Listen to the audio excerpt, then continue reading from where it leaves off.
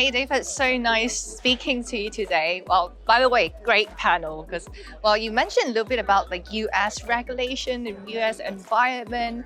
I kind of want to circle back what you said earlier because now that we have such a pro-crypto team in the US, do you think that kind of take the opportunities away from other countries? Can I get your take on that? Oh no, I think on the contrary. I mean, I think other countries have traditionally looked to the U.S.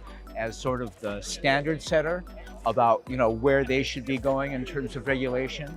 But actually, in the crypto area, the U.S. has lagged behind. There were opportunities in the past few years to kind of bring greater clarity to regulation, but actually the EU kind of jumped ahead with MiCA and has a greater clarity on that. But now it's time for the U.S. to sort of catch up, and I think everyone's hopeful. So I mean, at this conference, it was very interesting that every group, no matter what their topic was, had nothing to do with law, but they all brought up this need for regulatory clarity, and that's that's obviously needed, and it gives business people a greater sense of confidence in how to build their businesses if they have that regulatory clarity. So we're hopeful. Yeah, now that it seems like the world is moving towards like a more crypto-friendly environment, not only the US, you mentioned like EU, even Hong Kong is like kind of like pushing all these like regulatory clarity to crypto projects. Is there any more challenge that you see in the international crypto law at the moment?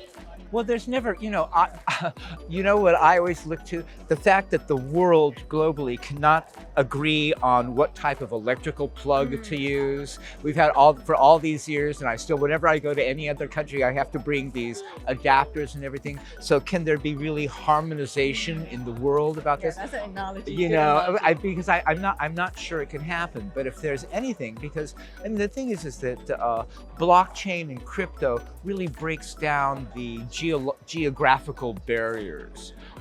And as international trade continues to grow, there's a greater need for being able to do transfers of payments and settlements of payments. And so crypto provides that opportunity to be able to do that. The question is, there are already existing interests in maintaining the status quo. There have been a lot of middlemen and banks and other institutions that have made their living through standing in the middle of these operations. And so blockchain breaks that down.